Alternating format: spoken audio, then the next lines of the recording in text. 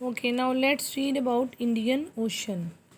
It is the third largest ocean. Its area is about 70 million kilometers and it has an average depth of 3900 meters. So it has the same depth as you have read about Atlantic Ocean. जो depth Atlantic Ocean की है 3900, same जो है वो 3900 metre जो है इसकी भी उतनी ही डेप्थ है, लेकिन जो एरिया ये कवर करता है it covers about 70 million square kilometer area, and this is the third largest ocean. It has its maximum stretch in southern hemisphere. Mid-oceanic ridge from the Atlantic Ocean also divides the floor of Indian Ocean in the east-west portions. Deep trenches are also present, in which Java Trench is 7,400 meters deep. It has become an important trade route between western and eastern hemispheres due to the construction of Suez Canal, which links Red Sea, Indian Ocean with the Mediterranean Sea.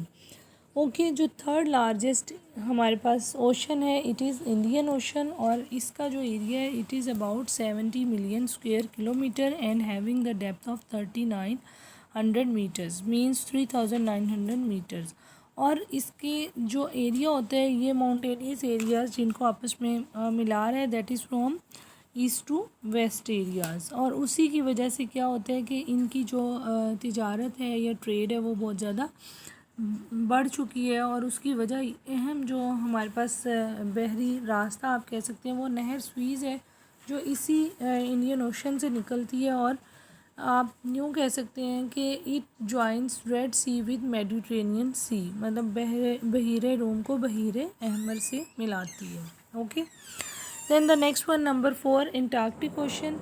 Antarctic Ocean has an area of 22 million square kilometers and an average depth of 4,000 meters. It has no distinct boundary with the Pacific, Atlantic and Indian Ocean.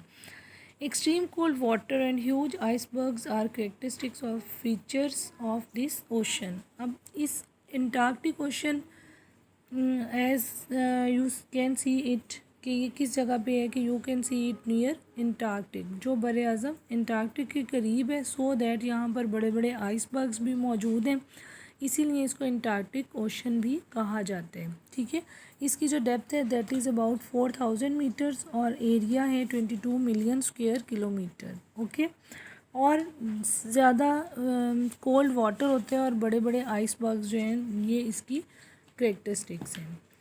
And the last one is Arctic Ocean. Arctic Ocean is situated around the North Pole. It has area of about 15 million square kilometers and an average depth of 1200 meters. 15 million square kilometre का area cover करता है और 1200 metres means 1200 metres इसकी जो depth है.